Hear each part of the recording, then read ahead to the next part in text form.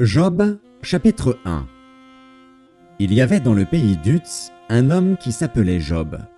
Et cet homme était intègre et droit, il craignait Dieu et se détournait du mal. Il lui naquit 7 fils et 3 filles. Il possédait 7000 brebis, 3000 chameaux, 500 paires de bœufs, 500 ânesses et un très grand nombre de serviteurs. Et cet homme était le plus considérable de tous les fils de l'Orient. Ses fils allaient les uns chez les autres et donnaient tour à tour un festin, et ils invitaient leurs 3 sœurs à manger et à boire avec eux. Et quand les jours de festin étaient passés, Job appelait et sanctifiait ses fils, puis il se levait de bon matin et offrait pour chacun d'eux un holocauste, car Job disait « Peut-être mes fils ont-ils péché et ont-ils offensé Dieu dans leur cœur ?» C'est ainsi que Job avait coutume d'agir. Or, les fils de Dieu vinrent un jour se présenter devant l'Éternel, et Satan vint aussi au milieu d'eux. L'Éternel dit à Satan, « D'où viens-tu » Et Satan répondit à l'Éternel, « De parcourir la terre et de m'y promener. » L'Éternel dit à Satan, « As-tu remarqué mon serviteur Job ? Il n'y a personne comme lui sur la terre. C'est un homme intègre et droit, craignant Dieu et se détournant du mal. » Et Satan répondit à l'Éternel, « Est-ce d'une manière désintéressée que Job craint Dieu ? Ne l'as-tu pas protégé, lui, sa maison et tout ce qui est à lui ? Tu as béni l'œuvre de ses mains, et ses troupeaux couvrent le pays. Mais étends ta main, touche à tout ce qui lui appartient, et je suis sûr qu'il te maudit en face. » L'Éternel dit à Satan, « Voici, tout ce qui lui appartient, je te le livre. Seulement, ne porte pas la main sur lui. » Et Satan se retira de devant la face de l'Éternel.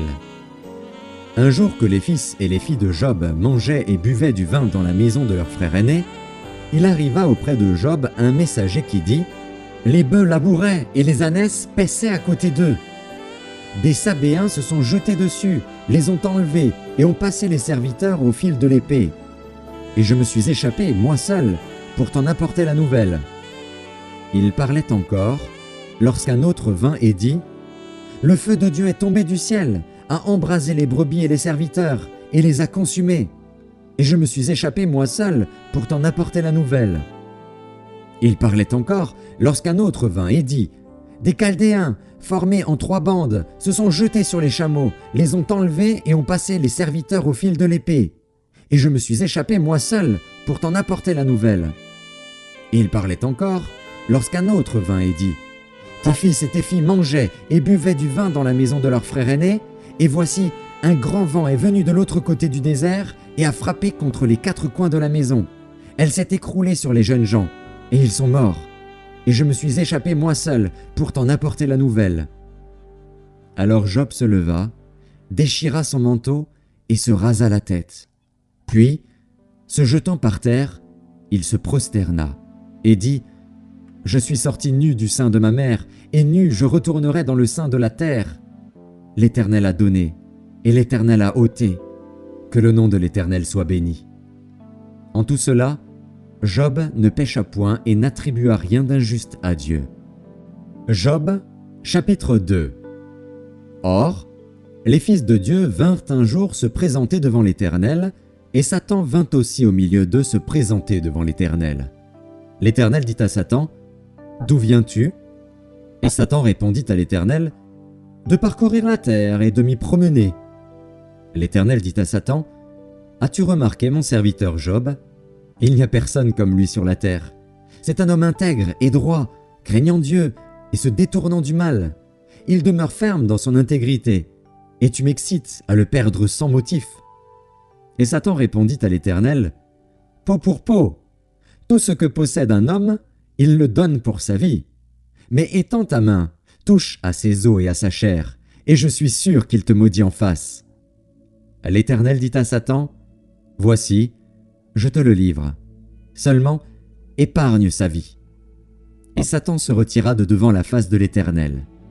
Puis il frappa Job d'un ulcère malin, depuis la plante du pied jusqu'au sommet de la tête. Et Job prit un tesson pour se gratter et s'assit sur la cendre. Sa femme lui dit, « Tu demeures ferme dans ton intégrité. Maudis Dieu et meurs. » Mais Job lui répondit, « Tu parles comme une femme insensée. Quoi? Nous recevons de Dieu le bien, et nous ne recevrions pas aussi le mal ?» En tout cela, Job ne pécha point par ses lèvres. 3 amis de Job, Éliphaz de Théman, Bildad de Shuar et Tsophar de Naama, apprirent tous les malheurs qui lui étaient arrivés.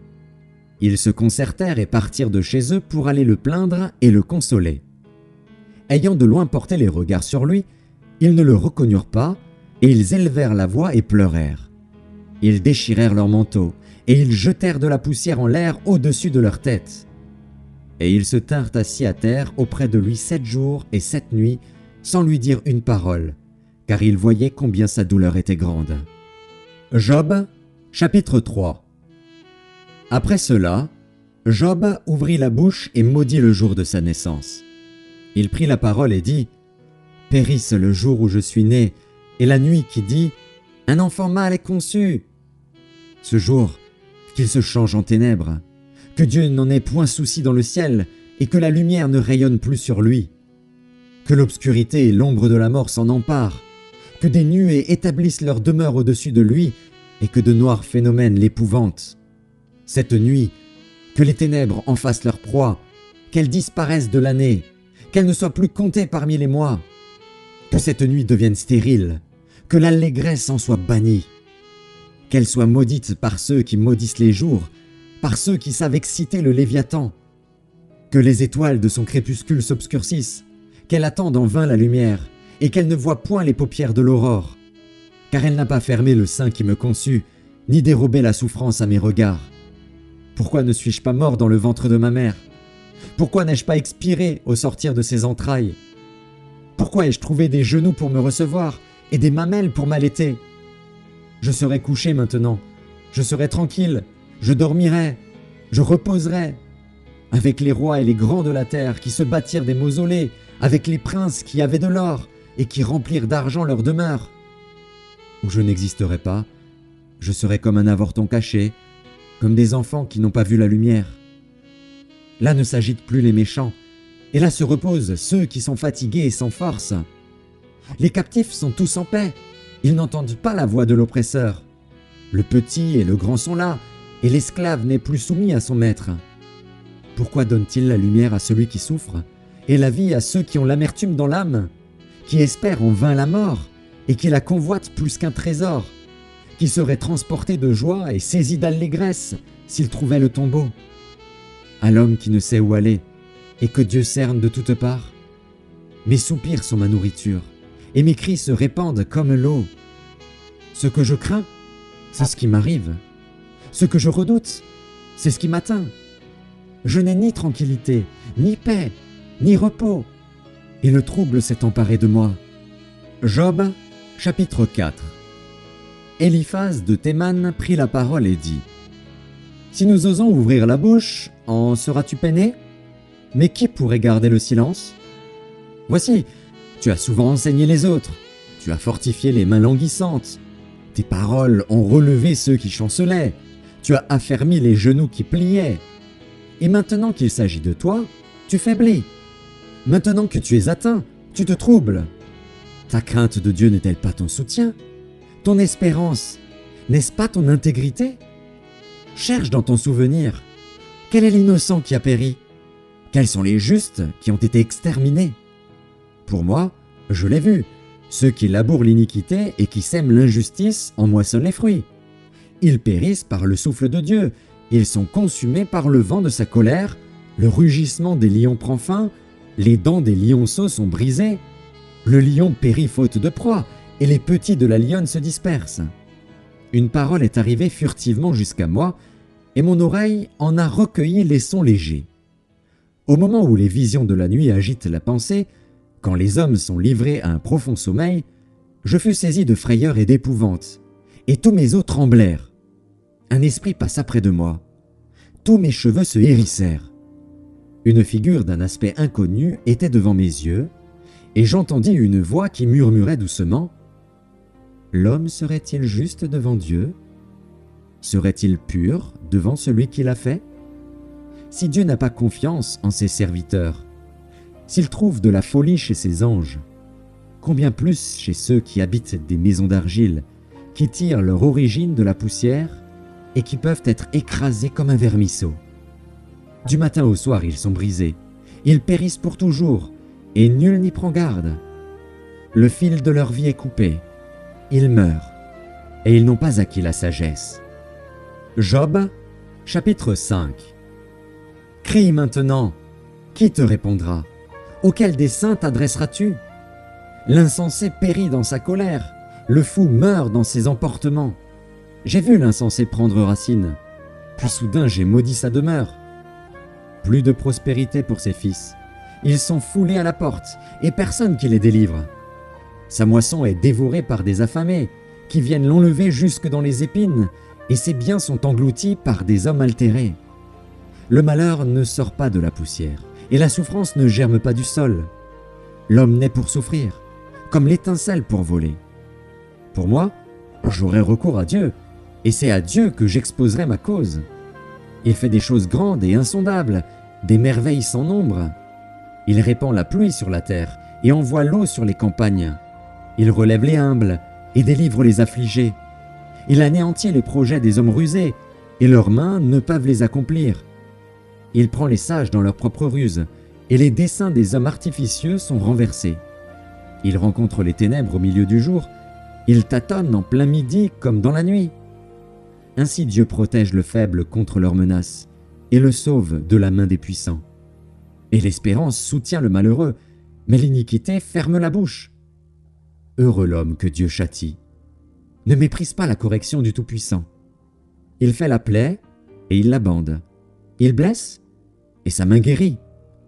6 fois il te délivrera de l'angoisse, et 7 fois le mal ne t'atteindra pas. Il te sauvera de la mort pendant la famine, et des coups de glaive pendant la guerre. Tu seras à l'abri du fléau de la langue, tu seras sans crainte quand viendra la dévastation.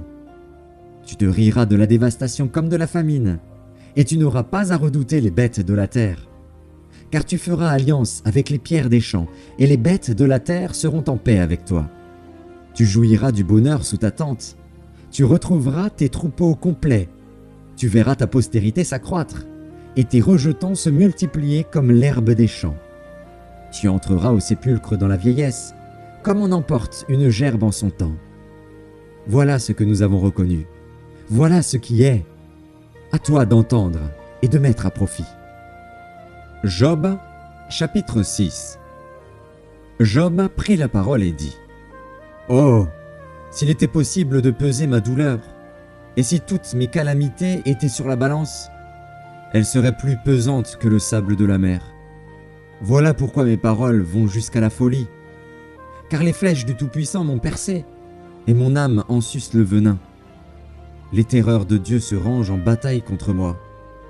L'âne sauvage crie-t-il auprès de l'herbe tendre? Le bœuf mugit-il auprès de son fourrage? Peut-on manger ce qui est fade et sans sel? Y a-t-il de la saveur dans le blanc d'un œuf? Ce que je voudrais ne pas toucher, c'est là ma nourriture, si dégoûtante soit-elle. Puisse mon vœu s'accomplir, et Dieu veuille réaliser mon espérance. Qu'il plaise à Dieu de m'écraser, qu'il étende sa main et qu'il m'achève.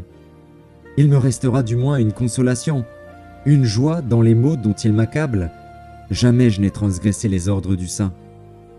Pourquoi espérer quand je n'ai plus de force? Pourquoi attendre quand ma fin est certaine?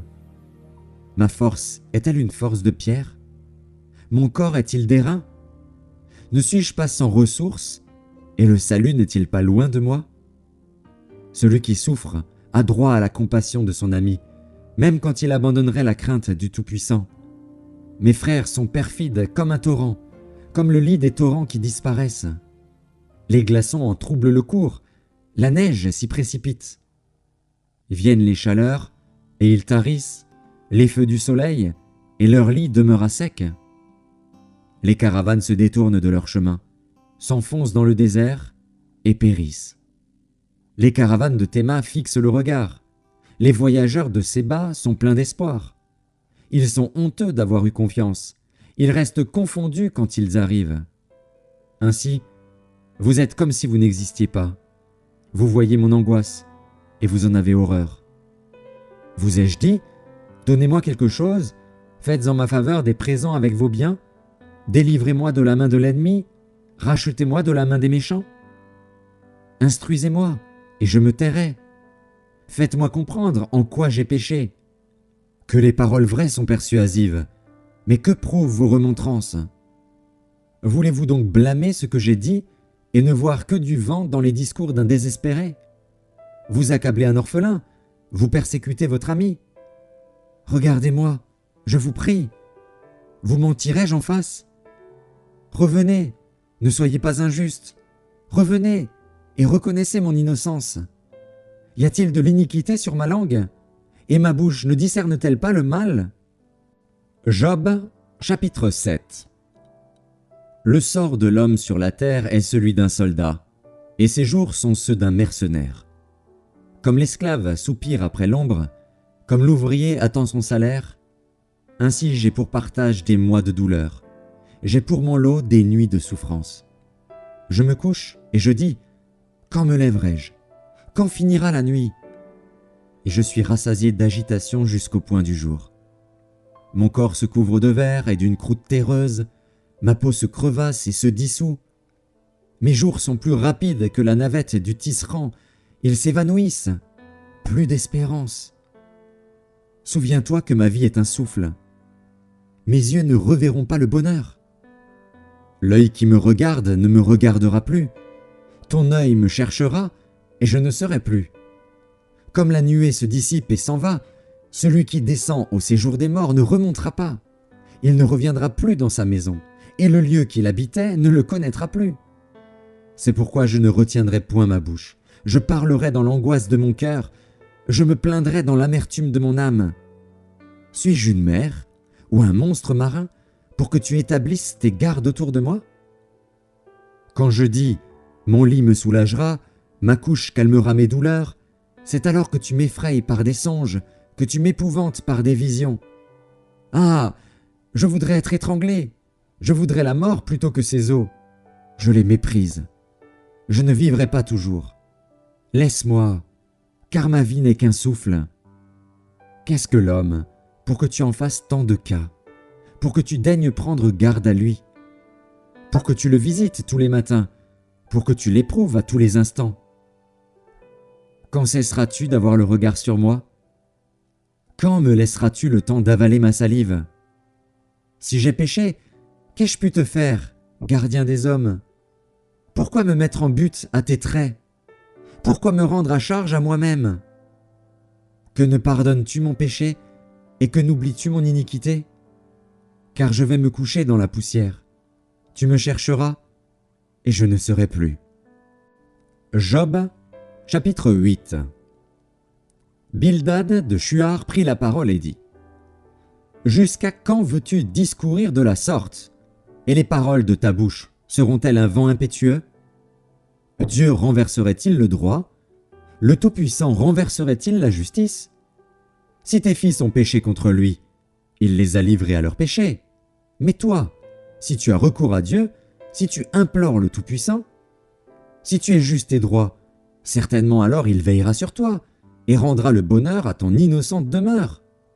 Ton ancienne prospérité semblera peu de chose, celle qui t'est réservée sera bien plus grande. Interroge ceux des générations passées, sois attentif à l'expérience de leur père. Car nous sommes d'hier, et nous ne savons rien, nos jours sur la terre ne sont qu'une ombre. Ils t'instruiront, ils te parleront, ils tireront de leur cœur ces sentences.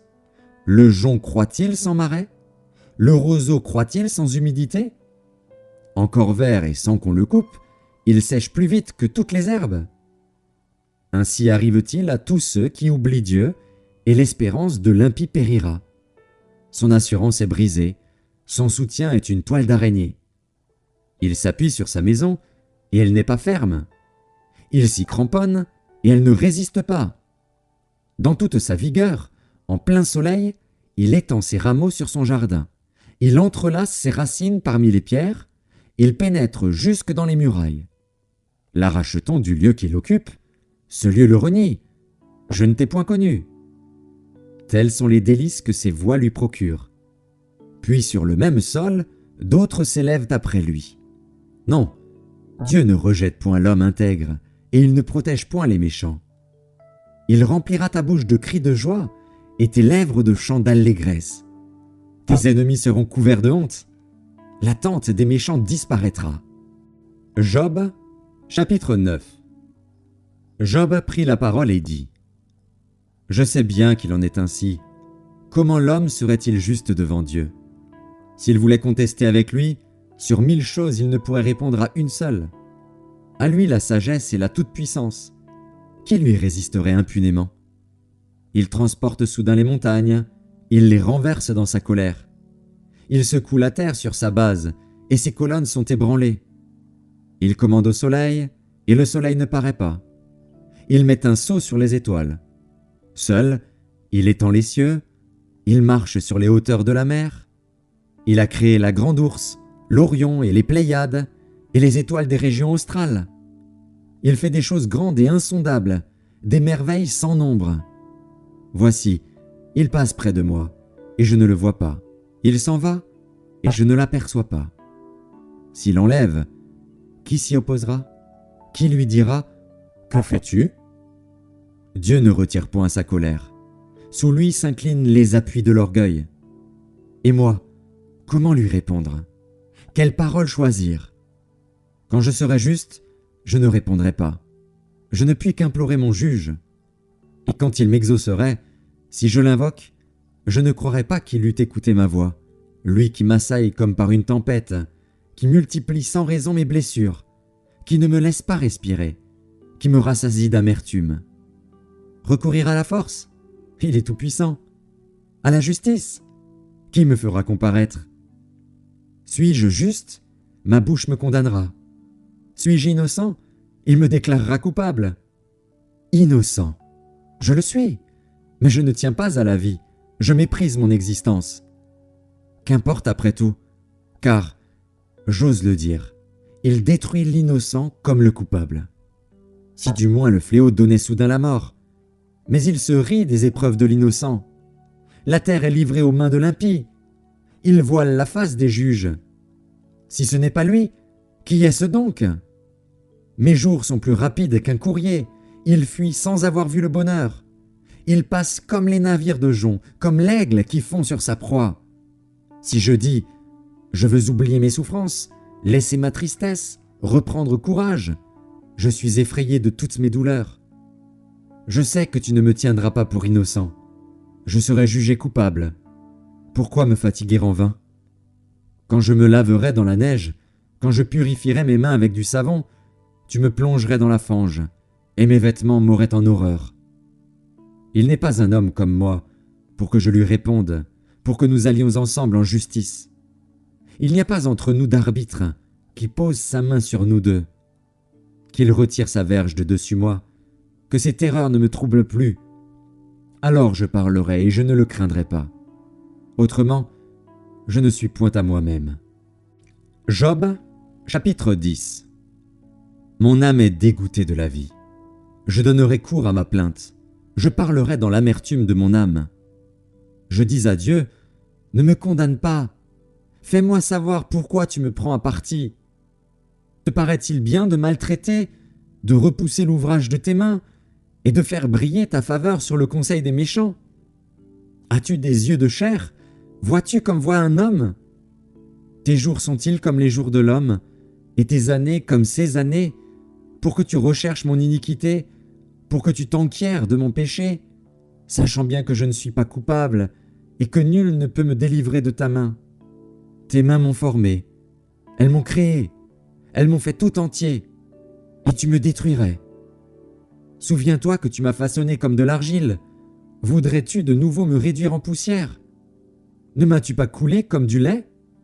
Ne m'as-tu pas caillé comme du fromage ? Tu m'as revêtu de peau et de chair, tu m'as tissé d'eau et de nerfs. Tu m'as accordé ta grâce avec la vie, tu m'as conservé par tes soins et sous ta garde. Voici néanmoins ce que tu cachais dans ton cœur. Voici, je le sais, ce que tu as résolu en toi-même. Si je pêche, tu m'observes, tu ne pardonnes pas mon iniquité. Suis-je coupable ? Malheur à moi. Suis-je innocent ? Je n'ose lever la tête. rassasié de honte et absorbé dans ma misère. Et si j'ose la lever, tu me poursuis comme un lion, tu me frappes encore par des prodiges. Tu m'opposes de nouveaux témoins, tu multiplies tes fureurs contre moi, tu m'assailles d'une succession de calamités. Pourquoi m'as-tu fait sortir du sein de ma mère? Je serais mort, et aucun œil ne m'aurait vu. Je serais comme si je n'eusse pas existé, et j'aurais passé du ventre de ma mère au sépulcre. Mes jours ne sont-ils pas en petit nombre? Qu'il me laisse, qu'il se retire de moi, et que je respire un peu, avant que je m'en aille, pour ne plus revenir, dans le pays des ténèbres et de l'ombre de la mort, pays d'une obscurité profonde, où règne l'ombre de la mort et la confusion, et où la lumière est semblable aux ténèbres. Job, chapitre 11. Tsophar de Naama prit la parole et dit : Cette multitude de paroles ne trouvera-t-elle point de réponse, et suffira-t-il d'être un discoureur pour avoir raison? Tes vains propos feront-ils taire les gens? Te moqueras-tu sans que personne te confonde? Tu dis : Ma manière de voir est juste, et je suis pur à tes yeux. Oh! Si Dieu voulait parler, s'il ouvrait les lèvres pour te répondre, et s'il te révélait les secrets de sa sagesse, de son immense sagesse, tu verrais alors qu'il ne te traite pas selon ton iniquité. Prétends-tu sonder les pensées de Dieu, parvenir à la connaissance parfaite du Tout-Puissant? Elle est aussi haute que les cieux. Que feras-tu? Plus profonde que le séjour des morts. Que sauras-tu? La mesure en est plus longue que la terre. Elle est plus large que la mer. S'il passe, s'il saisit, s'il traîne à son tribunal, qui s'y opposera? Car il connaît les vicieux, il voit facilement les coupables. L'homme, au contraire, a l'intelligence d'un fou, il est né comme le petit d'un âne sauvage. Pour toi, dirige ton cœur vers Dieu, étends vers lui tes mains. Éloigne-toi de l'iniquité, et ne laisse pas habiter l'injustice sous ta tente. Alors tu lèveras ton front sans tache, tu seras ferme et sans crainte. Tu oublieras tes souffrances, tu t'en souviendras comme des eaux écoulées. Tes jours auront plus d'éclat que le soleil à son midi, tes ténèbres seront comme la lumière du matin. Tu seras plein de confiance, et ton attente ne sera plus vaine. Tu regarderas autour de toi, et tu reposeras en sûreté. Tu te coucheras sans que personne ne trouble, et plusieurs caresseront ton visage. Mais les yeux des méchants seront consumés. Pour eux, point de refuge. La mort. Voilà leur espérance. Job, chapitre 12. Job prit la parole et dit : On dirait, en vérité, que le genre humain c'est vous, et qu'avec vous doit mourir la sagesse. J'ai tout aussi bien que vous de l'intelligence, moi, je ne vous suis point inférieur. Et qui ne sait les choses que vous dites? Je suis pour mes amis un objet de raillerie quand j'implore le secours de Dieu. Le juste, l'innocent, un objet de raillerie. Au malheur le mépris, c'est la devise des heureux. À celui dont le pied chancelle est réservé le mépris. Il y a paix sous la tente des pillards, sécurité pour ceux qui offensent Dieu, pour quiconque se fait un Dieu de sa force. Interroge les bêtes, elles t'instruiront. Les oiseaux du ciel, ils te l'apprendront. Parle à la terre, elle t'instruira, et les poissons de la mer te le raconteront. Qui ne reconnaît chez eux la preuve que la main de l'Éternel a fait toutes choses? Il tient dans sa main l'âme de tout ce qui vit, le souffle de toute chair d'homme. L'oreille ne discerne-t-elle pas les paroles, comme le palais savoure les aliments? Dans les vieillards se trouve la sagesse, et dans une longue vie l'intelligence. En Dieu réside la sagesse et la puissance. Le conseil et l'intelligence lui appartiennent. Ce qu'il renverse ne sera point rebâti. Celui qui l'enferme ne sera point délivré. Il retient les eaux et tout se dessèche. Il les lâche et la terre en est dévastée. Il possède la force et la prudence. Il maîtrise celui qui s'égare ou fait égarer les autres. Il emmène captifs les conseillers.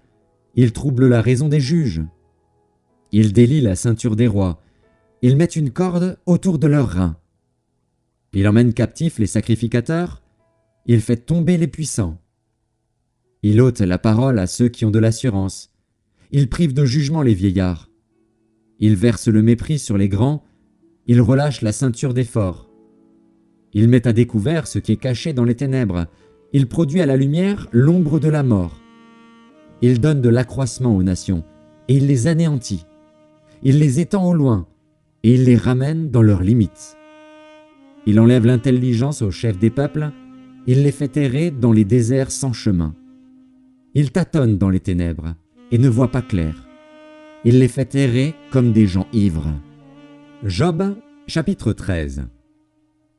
Voici, mon œil a vu tout cela. Mon oreille l'a entendu et y a pris garde. Ce que vous savez, je le sais aussi, je ne vous suis point inférieur. Mais je veux parler au Tout-Puissant, je veux plaider ma cause devant Dieu. Car vous n'imaginez que des faussetés, vous êtes tous des médecins de néant. Que n'avez-vous gardé le silence? Vous auriez passé pour avoir de la sagesse. Écoutez, je vous prie, ma défense, et soyez attentifs à la réplique de mes lèvres. Direz-vous en faveur de Dieu ce qui est injuste, et pour le soutenir, allégrez-vous des faussetés?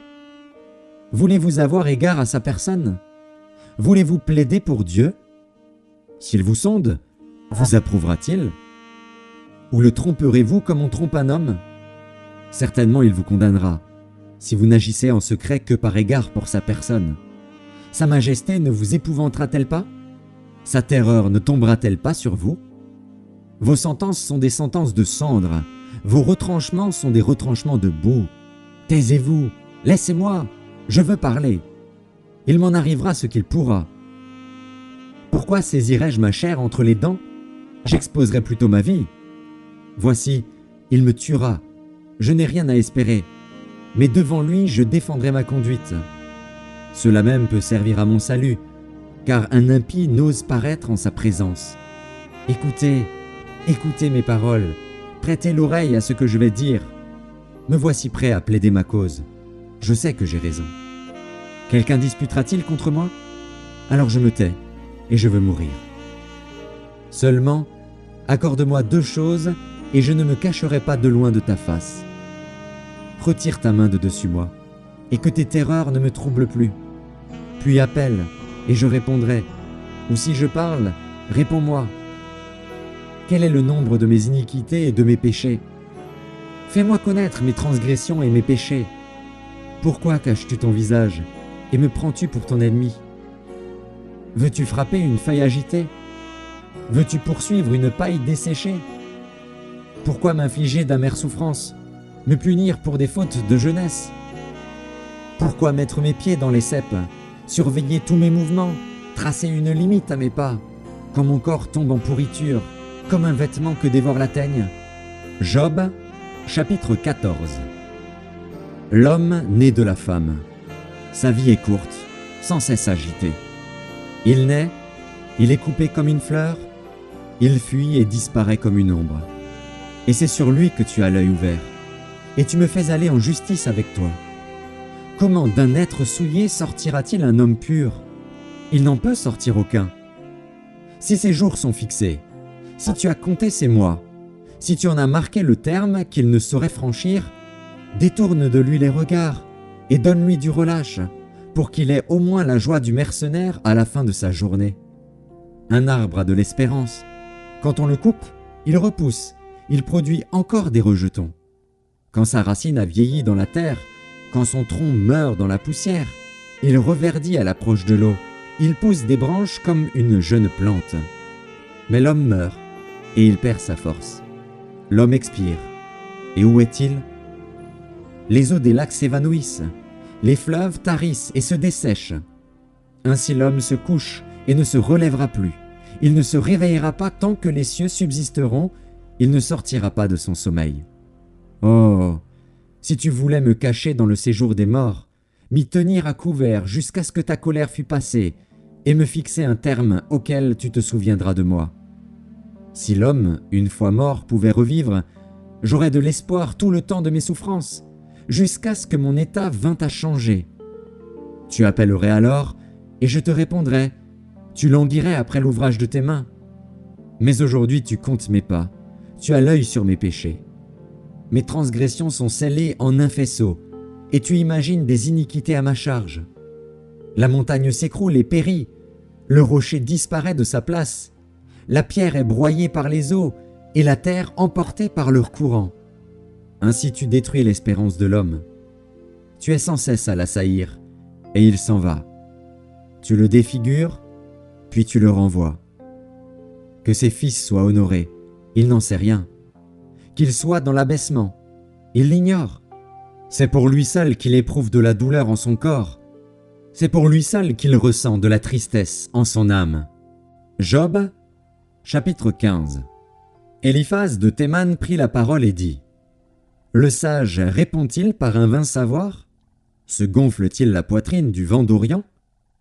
Est-ce par d'inutiles propos qu'il se défend ? Est-ce par des discours qui ne servent à rien ? Toi, tu détruis même la crainte de Dieu. Tu anéantis tout mouvement de piété devant Dieu. Ton iniquité dirige ta bouche, et tu prends le langage des hommes rusés. Ce n'est pas moi, c'est ta bouche qui te condamne. Ce sont tes lèvres qui déposent contre toi. Es-tu né le premier des hommes ? As-tu été enfanté avant les collines ? As-tu reçu les confidences de Dieu ? As-tu dérobé la sagesse à ton profit ? Que sais-tu que nous ne sachions pas ? Quelle connaissance as-tu que nous n'ayons pas ? Il y a parmi nous des cheveux blancs, des vieillards, plus riches de jours que ton père. Tiens-tu pour peu de choses les consolations de Dieu et les paroles qui doucement se font entendre à toi ? Où ton cœur t'entraîne-t-il ? Et que signifie ce roulement de tes yeux ? Quoi ? C'est contre Dieu que tu tournes ta colère et que ta bouche exhale de pareils discours. Qu'est-ce que l'homme pour qu'il soit pur ? Celui qui est né de la femme peut-il être juste ? Si Dieu n'a pas confiance en ses saints, si les cieux ne sont pas purs devant lui, combien moins l'être abominable et pervers, l'homme qui boit l'iniquité comme l'eau ? Je vais te parler, écoute-moi.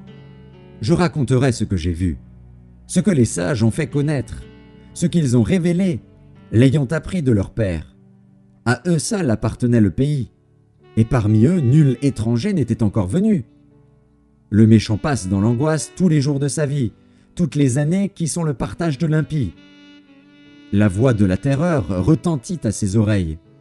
Au sein de la paix, le dévastateur va fondre sur lui. Il n'espère pas échapper aux ténèbres, il voit l'épée qui le menace.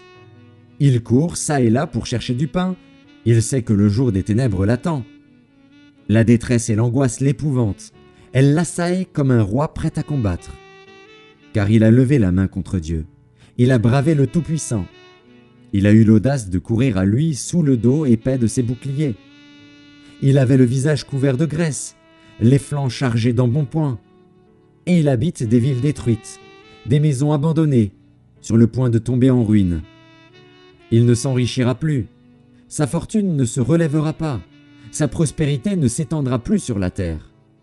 Il ne pourra se dérober aux ténèbres, la flamme consumera ses rejetons, et Dieu le fera périr par le souffle de sa bouche. S'il a confiance dans le mal, il se trompe, car le mal sera sa récompense. Elle arrivera avant le terme de ses jours, et son rameau ne verdira plus. Il sera comme une vigne dépouillée de ses fruits encore verts, comme un olivier dont on a fait tomber les fleurs. La maison de l'impie deviendra stérile, et le feu dévorera la tente de l'homme corrompu. Il conçoit le mal et il enfante le mal. Il mûrit dans son sein des fruits qui le trompent. Job, chapitre 16. Job prit la parole et dit : J'ai souvent entendu pareille chose. Vous êtes tous des consolateurs fâcheux. Quand finiront ces discours en l'air ? Pourquoi cette irritation dans tes réponses ? Moi aussi, je pourrais parler comme vous si vous étiez à ma place. Je vous accablerais de paroles, je secouerais sur vous la tête, je vous fortifierais de la bouche, je remuerais les lèvres pour vous soulager. Si je parle, mes souffrances ne seront point calmées. Si je me tais, en quoi seront-elles moindres ? Maintenant, hélas, il m'a épuisé. Tu as ravagé toute ma maison. Tu m'as saisi pour témoigner contre moi. Ma maigreur se lève et m'accuse en face. Il me déchire et me poursuit dans sa fureur. Il grince des dents contre moi. Il m'attaque et me perce de son regard. Ils ouvrent la bouche pour me dévorer. Ils m'insultent et me frappent les joues. Ils s'acharnent tous après moi. Dieu me livre à la merci des impies. Il me précipite entre les mains des méchants. J'étais tranquille, et il m'a secoué. Il m'a saisi par la nuque et m'a brisé. Il a tiré sur moi comme à un but. Ses traits m'environnent de toutes parts. Il me perce les reins sans pitié. Il répand ma bile sur la terre. Il me fait brèche sur brèche. Il fond sur moi comme un guerrier. J'ai cousu un sac sur ma peau. J'ai roulé ma tête dans la poussière. Les pleurs ont altéré mon visage. L'ombre de la mort est sur mes paupières. Je n'ai pourtant commis aucune violence, et ma prière fut toujours pure. Ô terre, ne couvre point mon sang, et que mes cris prennent librement leur essor. Déjà maintenant, mon témoin est dans le ciel, mon témoin est dans les lieux élevés. Mes amis se jouent de moi. C'est Dieu que j'implore avec larmes. Puisse-t-il donner à l'homme raison contre Dieu, et au Fils de l'homme contre ses amis? Car le nombre de mes années touche à son terme, et je m'en irai par un sentier d'où je ne reviendrai pas. Job, chapitre 17. Mon souffle se perd, mes jours s'éteignent, le sépulcre m'attend. Je suis environné de moqueurs, et mon œil doit contempler leurs insultes. Sois auprès de toi-même ma caution, autrement, qui répondrait pour moi? Car tu as fermé leur cœur à l'intelligence. Aussi ne les laisseras-tu pas triompher. On invite ses amis au partage du butin, et l'on a des enfants dont les yeux se consument. Il m'a rendu la fable des peuples, et ma personne est un objet de mépris. Mon œil est obscurci par la douleur, tous mes membres sont comme une ombre. Les hommes droits en sont stupéfaits, et l'innocence se soulève contre l'impie. Le juste néanmoins demeure ferme dans sa voie. Celui qui a les mains pures se fortifie de plus en plus. Mais vous tous, revenez à vos mêmes discours, et je ne trouverai pas un sage parmi vous. Quoi? Mes jours sont passés, mes projets sont anéantis, les projets qui remplissaient mon cœur. Et ils prétendent que la nuit c'est le jour, que la lumière est proche quand les ténèbres sont là. C'est le séjour des morts que j'attends pour demeure, c'est dans les ténèbres que je dresserai ma couche. Je crie à la fosse, tu es mon père, et au ver, vous êtes ma mère et ma sœur. Mon espérance, où donc est-elle? Mon espérance, qui peut la voir? Elle descendra vers les portes du séjour des morts, quand nous irons ensemble reposer dans la poussière. Job, chapitre 18. Bildad de Shuar prit la parole et dit: Quand mettrez-vous un terme à ces discours? Ayez de l'intelligence, puis nous parlerons. Pourquoi sommes-nous regardés comme des bêtes? Pourquoi ne sommes-nous à vos yeux que des brutes? Ô toi qui te déchires dans ta fureur, faut-il à cause de toi que la terre devienne déserte? Faut-il que les rochers disparaissent de leur place? La lumière du méchant s'éteindra, et la flamme qui en jaillit cessera de briller. La lumière s'obscurcira sous sa tente, et sa lampe au-dessus de lui s'éteindra. Ses pas assurés seront à l'étroit, malgré ses efforts, il tombera. Car il met les pieds sur un filet, il marche dans les mailles. Il est saisi au piège par le talon, et le filet s'empare de lui. Le cordeau est caché dans la terre, et la trappe est sur son sentier. Des terreurs l'assiègent, l'entourent, le poursuivent par derrière. La faim consume ses forces, la misère est à ses côtés. Les parties de sa peau sont l'une après l'autre dévorées, ses membres sont dévorés par le premier-né de la mort. Il est arraché de sa tente où il se croyait en sûreté, il se traîne vers le roi des épouvantements. Nul des siens n'habite sa tente, le soufre est répandu sur sa demeure. En bas, ses racines se dessèchent. En haut, ses branches sont coupées. Sa mémoire disparaît de la terre, son nom n'est plus sur la face des champs. Il est poussé de la lumière dans les ténèbres, il est chassé du monde. Il ne laisse ni descendants, ni postérité parmi son peuple, ni survivants dans les lieux qui l'habitaient. Les générations à venir seront étonnées de sa ruine, et la génération présente sera saisie d'effroi. Point d'autre destinée pour le méchant, point d'autre sort pour qui ne connaît pas Dieu. Job, chapitre 19. Job prit la parole et dit: Jusque à quand affligerez-vous mon âme et m'écraserez-vous de vos discours? Voilà 10 fois que vous m'outragez. N'avez-vous pas honte de m'étourdir ainsi? Si réellement j'ai péché, seul j'en suis responsable.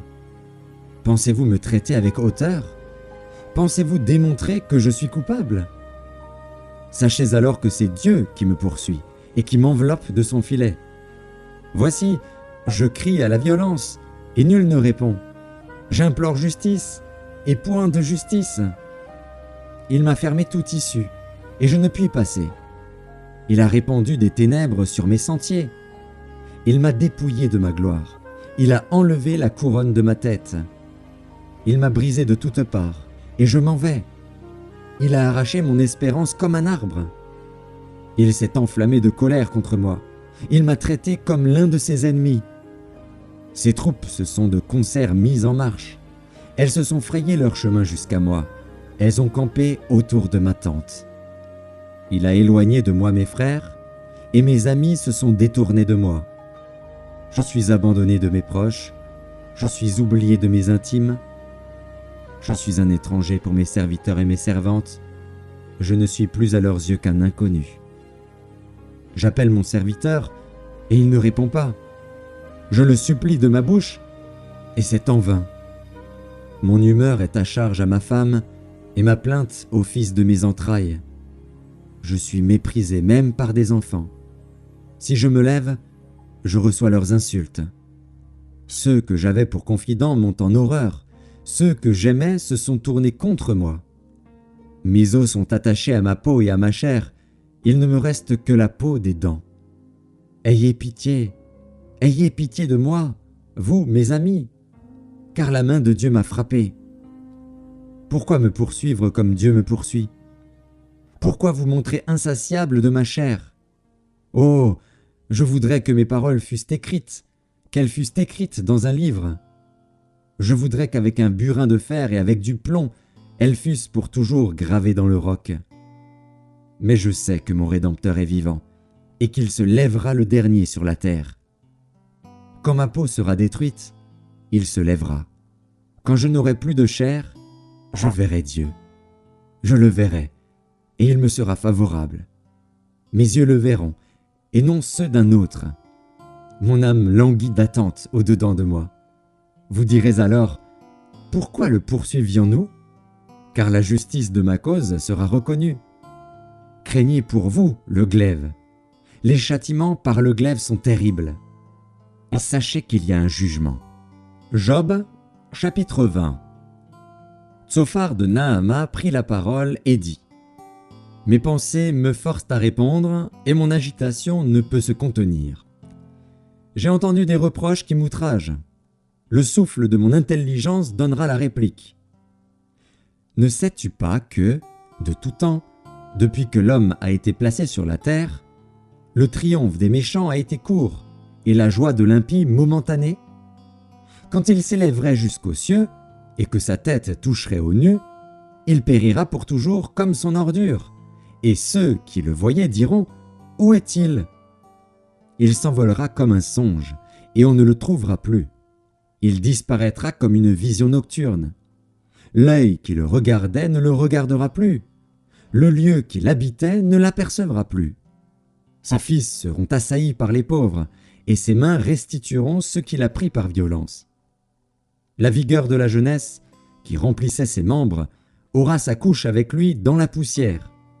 Le mal était doux à sa bouche, il le cachait sous sa langue. Il le savourait sans l'abandonner. Il le retenait au milieu de son palais. Mais sa nourriture se transformera dans ses entrailles, elle deviendra dans son corps un venin d'aspic. Il a englouti des richesses, il les vomira. Dieu les chassera de son ventre. Il a sucé du venin d'aspic, la langue de la vipère le tuera. Il ne reposera plus ses regards sur les ruisseaux, sur les torrents, sur les fleuves de miel et de lait. Il rendra ce qu'il a gagné, et n'en profitera plus. Il restituera tout ce qu'il a pris, et n'en jouira plus. Car il a opprimé, délaissé les pauvres, il a ruiné des maisons et ne les a pas rétablies. Son avidité n'a point connu de borne, mais il ne sauvera pas ce qu'il avait de plus cher. Rien n'échappait à sa voracité, mais son bien-être ne durera pas. Au milieu de l'abondance, il sera dans la détresse.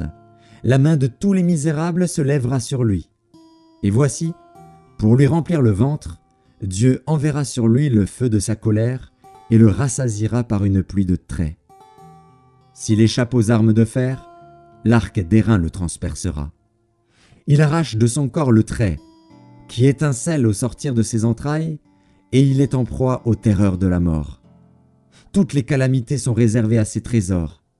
Il sera consumé par un feu que n'allumera point l'homme, et ce qui restera dans sa tente en deviendra la pâture. Les cieux dévoileront son iniquité, et la terre s'élèvera contre lui. Les revenus de sa maison seront emportés, ils disparaîtront au jour de la colère de Dieu. Telle est la part que Dieu réserve aux méchants, tel est l'héritage que Dieu lui destine. Job, chapitre 21. Job prit la parole et dit : Écoutez, écoutez mes paroles, donnez-moi seulement cette consolation. Laissez-moi parler, je vous prie. Et, quand j'aurai parlé, tu pourras te moquer. Est-ce contre un homme que se dirige ma plainte ? Et pourquoi mon âme ne serait-elle pas impatiente ? Regardez-moi, soyez étonnés, et mettez la main sur la bouche. Quand j'y pense, cela m'épouvante, et un tremblement saisit mon corps. Pourquoi les méchants vivent-ils ? Pourquoi les voit-on vieillir et accroître leur force ? Leur postérité s'affermit avec eux et en leur présence, leurs rejetons prospèrent sous leurs yeux. Dans leur maison règne la paix, sans mélange de crainte. La verge de Dieu ne vient pas les frapper.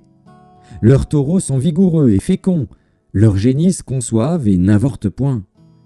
Ils laissent courir leurs enfants comme des brebis, et les enfants prennent leurs ébats. Ils chantent au son du tambourin et de la harpe, ils se réjouissent au son du chalumeau. Ils passent leurs jours dans le bonheur, et ils descendent en un instant au séjour des morts. Ils disaient pourtant à Dieu : Retire-toi de nous, nous ne voulons pas connaître tes voies. Qu'est-ce que le Tout-Puissant pour que nous le servions ? Que gagnerions-nous à lui adresser nos prières ? Quoi donc ? Ne sont-ils pas en possession du bonheur ? Loin de moi le conseil des méchants. Mais arrive-t-il souvent que leurs lampes s'éteignent, que la misère fonde sur eux, que Dieu leur distribue leur part dans sa colère, qu'ils soient comme la paille emportée par le vent, comme la balle enlevée par le tourbillon ? Est-ce pour les fils que Dieu réserve le châtiment du Père ? Mais c'est lui que Dieu devrait punir, pour qu'il le sente. C'est lui qui devrait contempler sa propre ruine, c'est lui qui devrait boire la colère du Tout-Puissant. Car, que lui importe sa maison après lui, quand le nombre de ses mois est achevé ? Est-ce à Dieu qu'on donnera de la science, à lui qui gouverne les esprits célestes ? L'un meurt au sein du bien-être, de la paix et du bonheur, les flancs chargés de graisse et la moelle des os remplis de sève. L'autre meurt, l'amertume dans l'âme, sans avoir joui d'aucun bien. Et tous deux se couchent dans la poussière, tous deux deviennent la pâture des vers. Je sais bien quelles sont vos pensées, quel jugement inique vous portez sur moi. Vous dites : Où est la maison de l'homme puissant ? Où est la tente qu'habitaient les impies ? Mais quoi ? N'avez-vous point interrogé les voyageurs, et voulez-vous méconnaître ce qu'ils prouvent ? Au jour du malheur, le méchant est épargné. Au jour de la colère, il échappe. Qui lui reproche en face sa conduite ? Qui lui rend ce qu'il a fait ? Il est porté dans un sépulcre, et il veille encore sur sa tombe. Les mottes de la vallée lui sont légères, et tous, après lui, suivront la même voie, comme une multitude l'a déjà suivi. Pourquoi donc m'offrir de vaines consolations ? Ce qui reste de vos réponses n'est que perfidie. Job, chapitre 22. Éliphaz de Théman prit la parole et dit : Un homme peut-il être utile à Dieu ? Non, le sage n'est utile qu'à lui-même. Si tu es juste, est-ce à l'avantage du Tout-Puissant ? Si tu es intègre dans tes voies, qui gagne-t-il ? Est-ce par crainte de toi qu'il te châtie, qu'il entre en jugement avec toi ? Ta méchanceté n'est-elle pas grande ? Tes iniquités ne sont-elles pas infinies ? Tu enlevais sans motif des gages à tes frères. Tu privais de leurs vêtements ceux qui étaient nus. Tu ne donnais point d'eau à l'homme altéré. Tu refusais du pain à l'homme affamé. Le pays était au plus fort, et le puissant s'y établissait. Tu renvoyais les veuves avides, les bras des orphelins étaient brisés. C'est pour cela que tu es entouré de pièges, et que la terreur t'a saisi tout à coup. Ne vois-tu donc pas ces ténèbres, ces eaux débordées qui t'envahissent? Dieu n'est-il pas en haut dans les cieux? Regarde le sommet des étoiles, comme il est élevé. Et tu dis, qu'est-ce que Dieu sait? Peut-il juger à travers l'obscurité? Les nuées l'enveloppent, et il ne voit rien, il ne parcourt que la voûte des cieux. Et quoi? Tu voudrais prendre l'ancienne route qu'ont suivie les hommes d'iniquité? Ils ont été emportés avant le temps, ils ont eu la durée d'un torrent qui s'écoule. Ils disaient à Dieu, retire-toi de nous, que peut faire pour nous le Tout-Puissant? Dieu cependant avait rempli de bien leur maison. Loin de moi le conseil des méchants. Les justes, témoins de leur chute, se réjouiront, et l'innocent se moquera d'eux. Voilà nos adversaires anéantis. Voilà leur richesse dévorée par le feu. Attache-toi donc à Dieu, et tu auras la paix. Tu jouiras ainsi du bonheur. Reçois de sa bouche l'instruction, et mets dans ton cœur ses paroles. Tu seras rétabli, si tu reviens au Tout-Puissant, si tu éloignes l'iniquité de ta tente. Jette l'or dans la poussière, l'or d'Ophir parmi les cailloux des torrents. Et le Tout-Puissant sera ton or, ton argent, ta richesse. Alors tu feras du Tout-Puissant tes délices. Tu élèveras vers Dieu ta face. Tu le prieras, et il t'exaucera, et tu accompliras tes vœux. À tes résolutions répondra le succès. Sur tes sentiers brillera la lumière. Vienne l'humiliation. Tu prieras pour ton relèvement. Dieu secourt celui dont le regard est abattu. Il délivrera même le coupable, qui devra son salut à la pureté de tes mains. Job, chapitre 23. Job prit la parole et dit : Maintenant encore ma plainte est une révolte, mais la souffrance étouffe mes soupirs. Oh, si je savais où le trouver, si je pouvais arriver jusqu'à son trône, je plaiderais ma cause devant lui, je remplirais ma bouche d'arguments, je connaîtrais ce qu'il peut avoir à répondre, je verrais ce qu'il peut avoir à me dire. Emploierait-il toute sa force à me combattre? Ne daignerait-il pas au moins m'écouter? Ce serait un homme droit qui plaiderait avec lui, et je serais pour toujours absous par mon juge. Mais si je vais à l'Orient, il n'y est pas. Si je vais à l'Occident, je ne le trouve pas. Est-il occupé au nord? Je ne puis le voir. Se cache-t-il au midi? Je ne puis le découvrir. Il sait néanmoins quelle voie j'ai suivie, et s'il m'éprouvait, je sortirais pur comme l'or. Mon pied s'est attaché à ses pas. J'ai gardé sa voie, et je ne m'en suis point détourné. Je n'ai pas abandonné les commandements de ses lèvres. J'ai fait plier ma volonté aux paroles de sa bouche. Mais sa résolution est arrêtée. Qui s'y opposera? Ce que son âme désire, il l'exécute. Il accomplira donc ses desseins à mon égard, et il en concevra bien d'autres encore. Voilà pourquoi sa présence m'épouvante. Quand j'y pense, j'ai peur de lui. Dieu a brisé mon courage. Le Tout-Puissant m'a rempli d'effroi. Car ce ne sont pas les ténèbres qui m'anéantissent, ce n'est pas l'obscurité dont je suis couvert. Job, chapitre 24. Pourquoi le Tout-Puissant ne met-il pas des temps en réserve, et pourquoi ceux qui le connaissent ne voient-ils pas ses jours? On déplace les bornes, on vole des troupeaux, et on les fait paître. On enlève l'âne de l'orphelin, on prend pour gage le bœuf de la veuve, on repousse du chemin les indigents, on force tous les malheureux du pays à se cacher. Et voici, comme les ânes sauvages du désert, ils sortent le matin pour chercher de la nourriture, ils n'ont que le désert pour trouver le pain de leurs enfants. Ils coupent le fourrage qui reste dans les champs, ils grappillent dans la vigne de l'impie. Ils passent la nuit dans la nudité, sans vêtements, sans couverture contre le froid. Ils sont percés par la pluie des montagnes, et ils embrassent les rochers comme unique refuge. On arrache l'orphelin à la mamelle, on prend des gages sur le pauvre.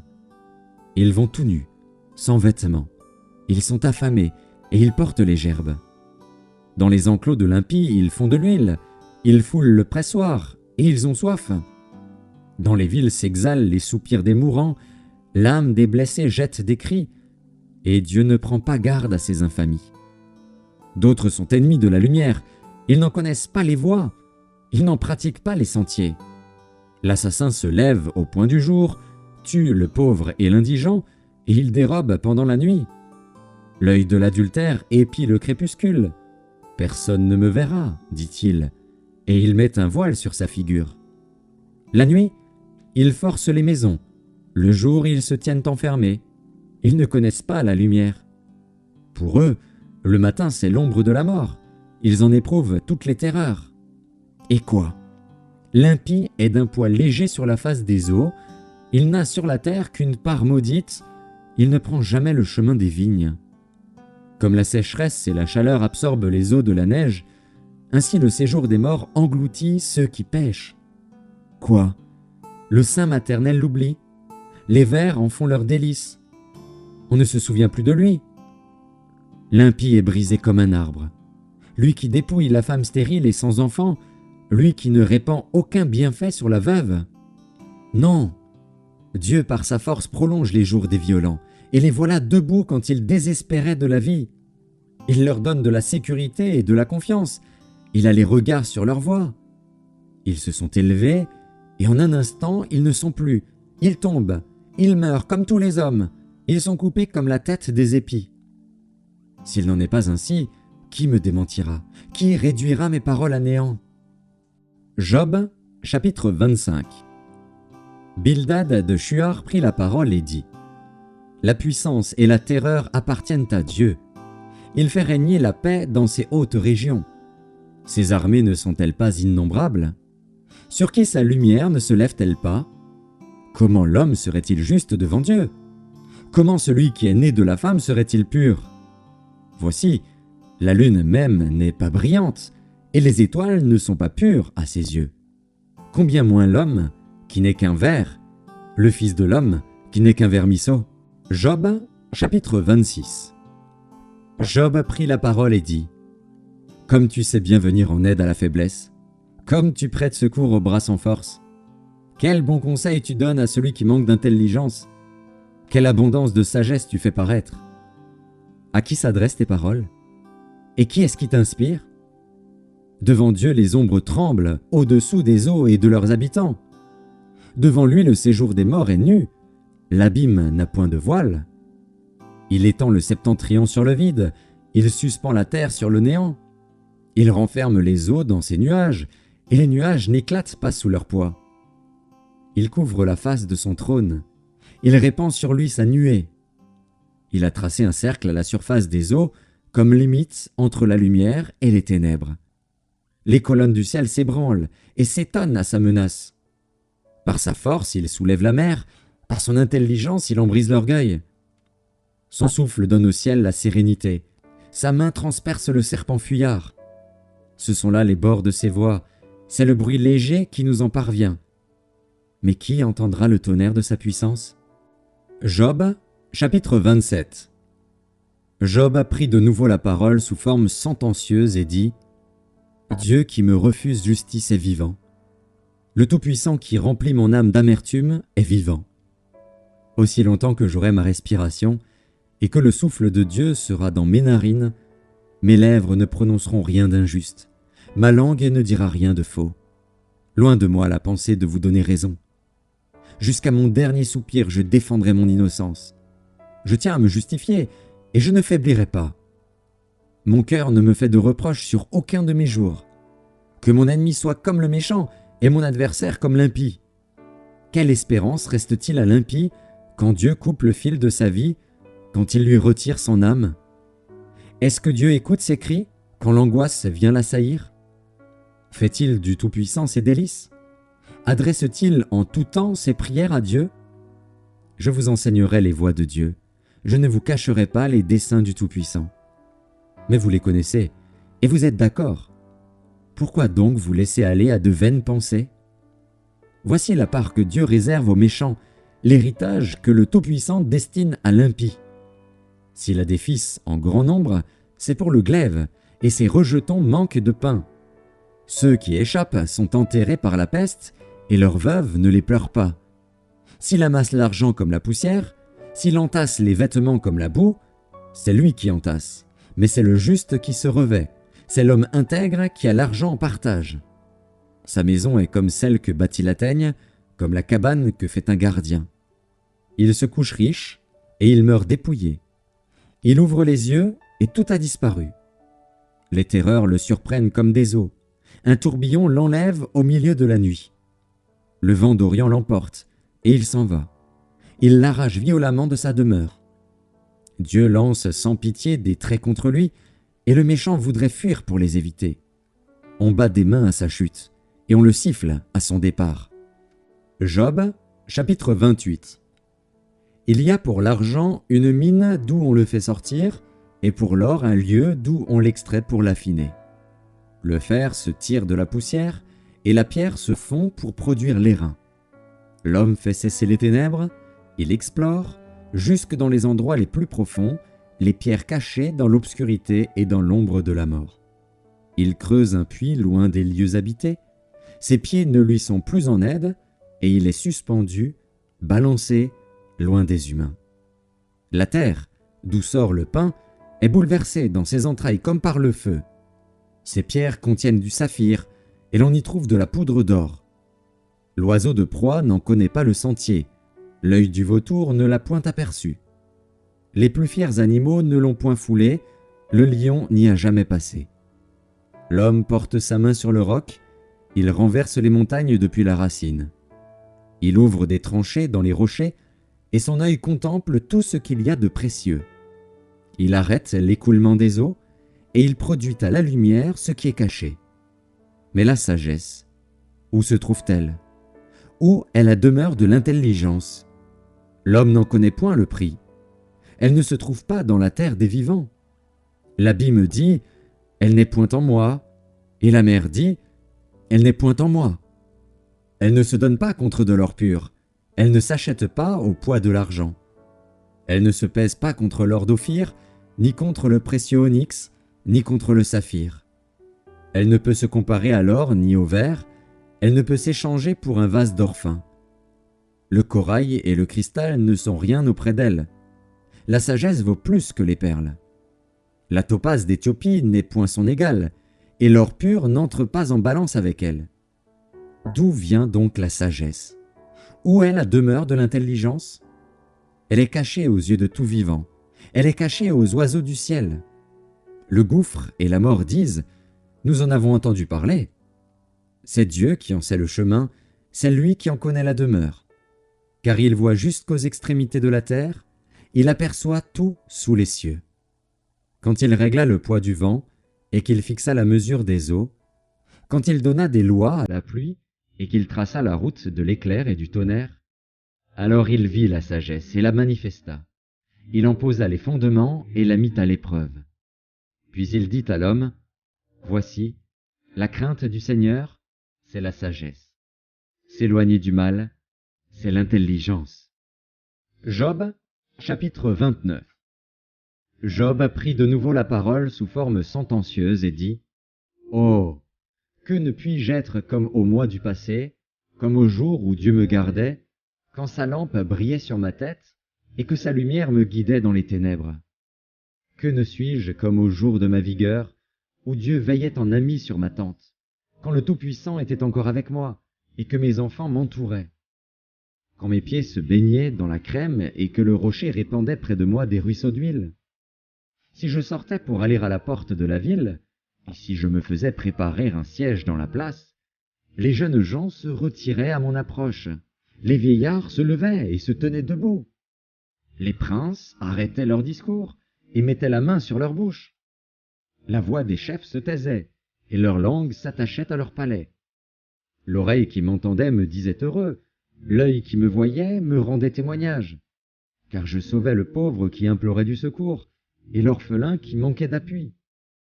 La bénédiction du malheureux venait sur moi. Je remplissais de joie le cœur de la veuve. Je me revêtais de la justice et je lui servais de vêtements. J'avais ma droiture pour manteau et pour turban. J'étais l'œil de l'aveugle et le pied du boiteux. J'étais le père des misérables. J'examinais la cause de l'inconnu. Je brisais la mâchoire de l'injuste et j'arrachais de ses dents la proie. Alors je disais, je mourrai dans mon nid. Mes jours seront abondants comme le sable. L'eau pénétrera dans mes racines, la rosée passera la nuit sur mes branches. Ma gloire reverdira sans cesse, et mon arc rajeunira dans ma main. On m'écoutait et l'on restait dans l'attente. On gardait le silence devant mes conseils.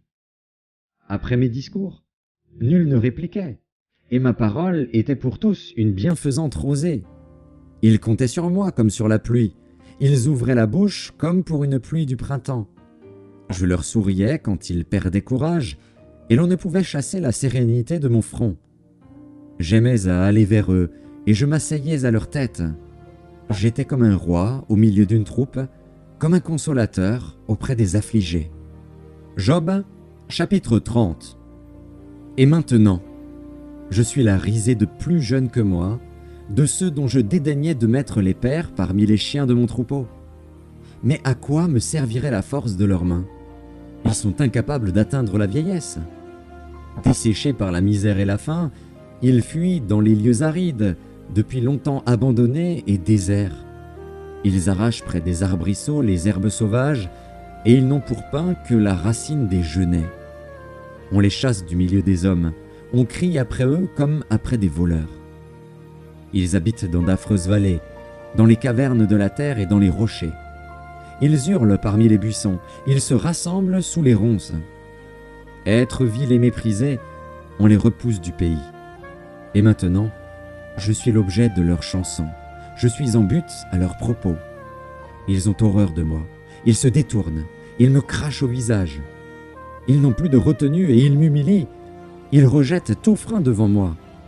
Ces misérables se lèvent à ma droite et me poussent les pieds, ils se frayent contre moi des sentiers pour ma ruine. Ils détruisent mon propre sentier et travaillent à ma perte, eux à qui personne ne viendrait en aide. Ils arrivent comme par une large brèche, ils se précipitent sous les craquements. Les terreurs m'assiègent. Ma gloire est emportée comme par le vent, mon bonheur a passé comme un nuage. Et maintenant, mon âme s'épanche en mon sein, les jours de la souffrance m'ont saisi. La nuit me perce et m'arrache les os. La douleur qui me ronge ne se donne aucun repos. Par la violence du mal, mon vêtement perd sa forme. Il se colle à mon corps comme ma tunique. Dieu m'a jeté dans la boue, et je ressemble à la poussière et à la cendre. Je crie vers toi, et tu ne me réponds pas. Je me tiens debout, et tu me lances ton regard. Tu deviens cruel contre moi. Tu me combats avec la force de ta main. Tu me soulèves, tu me fais voler au-dessus du vent, et tu m'anéantis au bruit de la tempête. Car, je le sais, tu me mènes à la mort, au rendez-vous de tous les vivants. Mais celui qui va périr n'étend-il pas les mains? Celui qui est dans le malheur n'implore-t-il pas du secours? N'avais-je pas des larmes pour l'infortuné? Mon cœur n'avait-il pas pitié de l'indigent? J'attendais le bonheur, et le malheur est arrivé. J'espérais la lumière, et les ténèbres sont venues. Mes entrailles bouillonnent sans relâche, les jours de la calamité m'ont surpris. Je marche noirci, mais non par le soleil. Je me lève en pleine assemblée, et je crie. Je suis devenu le frère des chacals, le compagnon des autruches. Ma peau noircit et tombe. Mes os brûlent et se dessèchent. Ma harpe n'est plus qu'un instrument de deuil, et mon chalumeau ne peut rendre que des sons plaintifs. Job, chapitre 31. J'avais fait un pacte avec mes yeux, et je n'aurais pas arrêté mes regards sur une vierge. Quelle part Dieu m'eût-il réservé d'en haut? Quel héritage le Tout-Puissant m'eût-il envoyé des cieux? La ruine n'est-elle pas pour le méchant, et le malheur pour ceux qui commettent l'iniquité? Dieu n'a-t-il pas connu mes voies? N'a-t-il pas compté tous mes pas? Si j'ai marché dans le mensonge, si mon pied a couru vers la fraude, que Dieu me pèse dans des balances justes, et il reconnaîtra mon intégrité. Si mon pas s'est détourné du droit chemin, si mon cœur a suivi mes yeux, si quelque souillure s'est attachée à mes mains, que je sème et qu'un autre moissonne, et que mes rejetons soient déracinés. Si mon cœur a été séduit par une femme, si j'ai fait le guet à la porte de mon prochain, que ma femme tourne la meule pour un autre, et que d'autres la déshonorent. Car c'est un crime, un forfait que punissent les juges. C'est un feu qui dévore jusqu'à la ruine et qui aurait détruit toute ma richesse. Si j'ai méprisé le droit de mon serviteur ou de ma servante lorsqu'ils étaient en contestation avec moi, qu'ai-je à faire quand Dieu se lève? Qu'ai-je à répondre quand il châtie?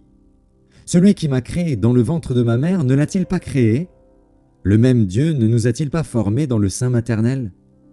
Si j'ai refusé aux pauvres ce qu'ils demandaient, si j'ai fait languir les yeux de la veuve, si j'ai mangé seul mon pain, sans que l'orphelin en ait eu sa part, moi qui l'ai dès ma jeunesse élevé comme un père, moi qui dès ma naissance ai soutenu la veuve, si j'ai vu le malheureux manquer de vêtements, l'indigent n'avoir point de couverture, sans que ses reins m'aient béni, sans qu'il ait été réchauffé par la toison de mes agneaux, si j'ai levé la main contre l'orphelin, parce que je me sentais un appui dans les juges, que mon épaule se détache de sa jointure, que mon bras tombe et qu'il se brise. Car les châtiments de Dieu m'épouvantent, et je ne puis rien devant sa majesté. Si j'ai mis dans l'or ma confiance, si j'ai dit à l'or, tu es mon espoir, si je me suis réjoui de la grandeur de mes biens, de la quantité des richesses que j'avais acquises, si j'ai regardé le soleil quand il brillait, la lune quand elle s'avançait majestueuse, et si mon cœur s'est laissé séduire en secret, si ma main s'est portée sur ma bouche, c'est encore un crime que doivent punir les juges, et j'aurais renié le Dieu d'en haut. Si j'ai été joyeux du malheur de mon ennemi, si j'ai sauté d'allégresse quand les revers l'ont atteint, moi qui n'ai pas permis à ma langue de pécher, de demander sa mort avec imprécation, si les gens de ma tente ne disaient pas « Où est celui qui n'a pas été rassasié de sa viande ?» Si l'étranger passait la nuit dehors, si je n'ouvrais pas ma porte aux voyageurs, si, comme les hommes, j'ai caché mes transgressions et renfermé mes iniquités dans mon sein, parce que j'avais peur de la multitude, parce que je craignais le mépris des familles, me tenant à l'écart et n'osant franchir ma porte, oh, qui me fera trouver quelqu'un qui m'écoute? Voilà ma défense toute signée, que le Tout-Puissant me réponde. Qui me donnera la plainte écrite par mon adversaire? Je porterai son écrit sur mon épaule, je l'attacherai sur mon front comme une couronne. Je lui rendrai compte de tous mes pas, je m'approcherai de lui comme un prince.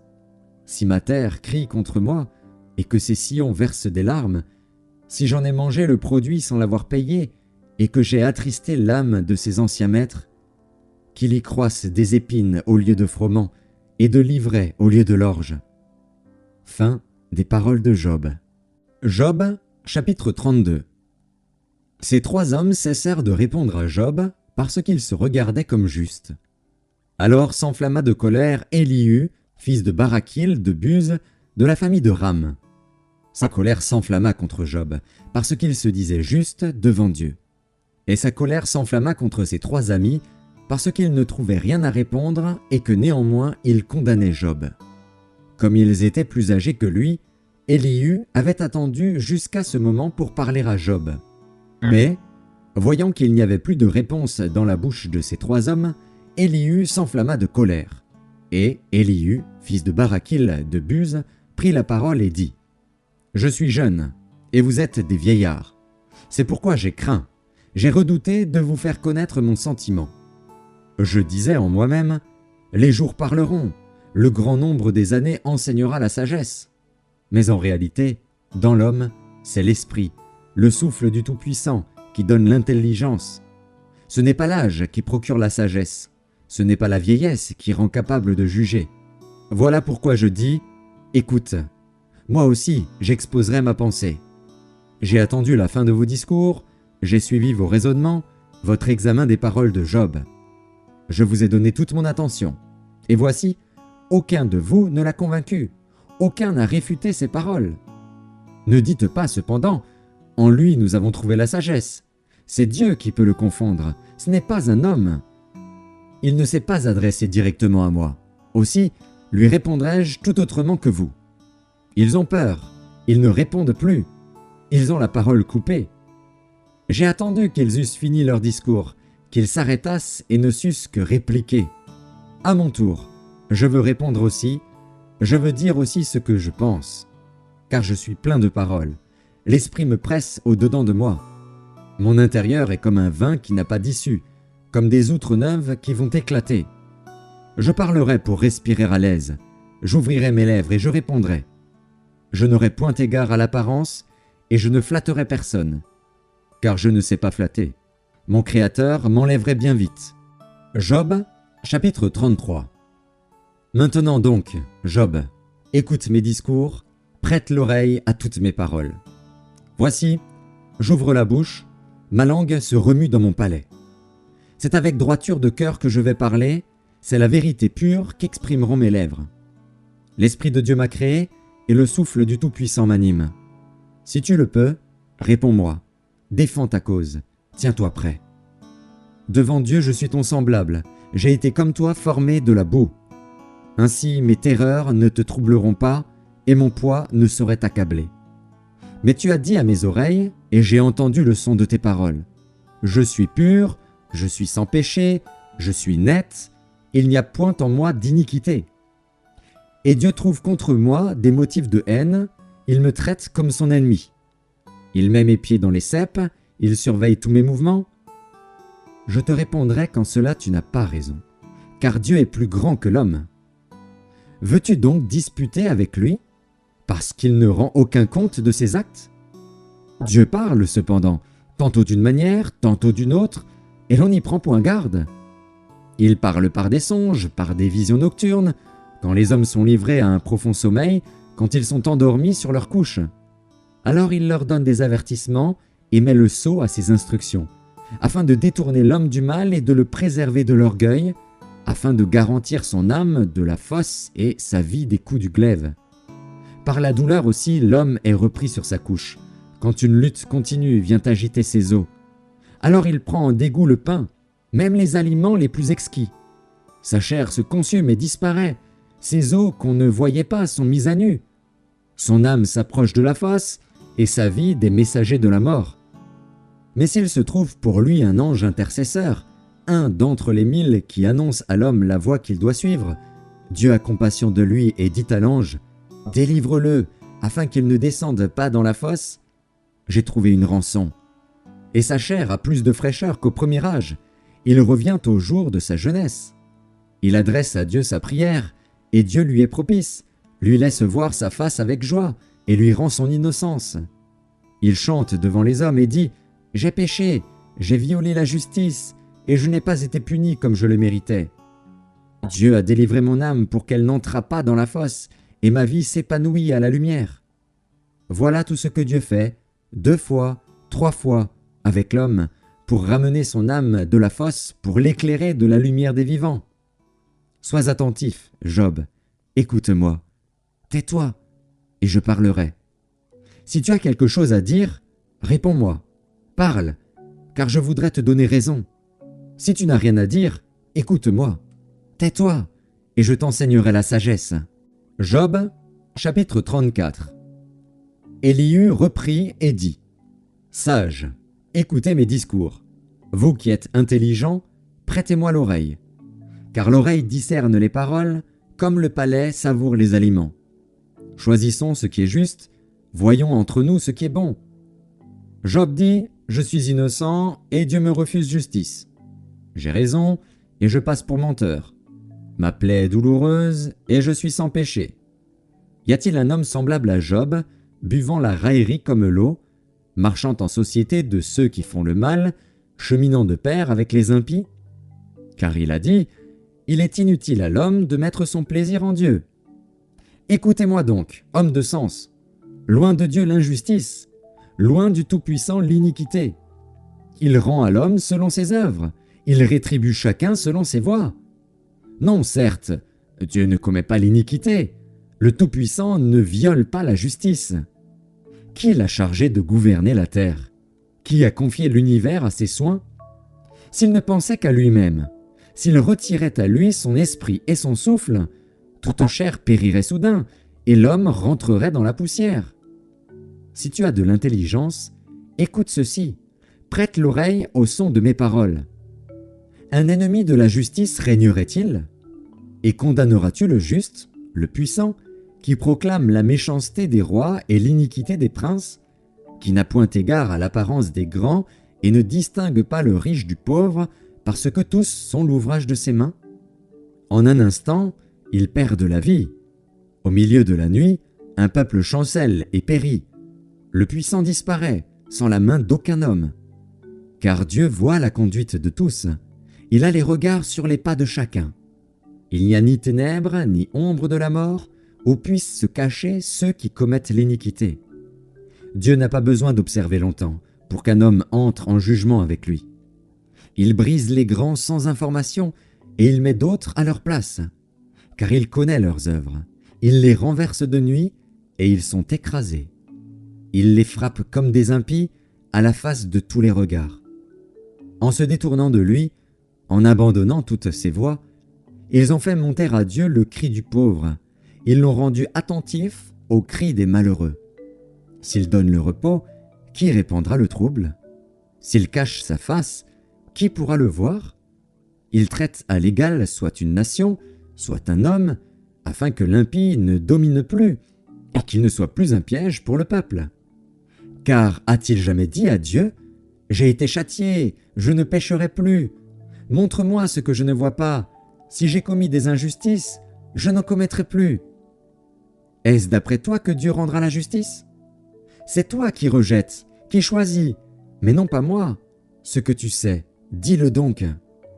Les hommes de sens seront de mon avis. Le sage qui m'écoute pensera comme moi.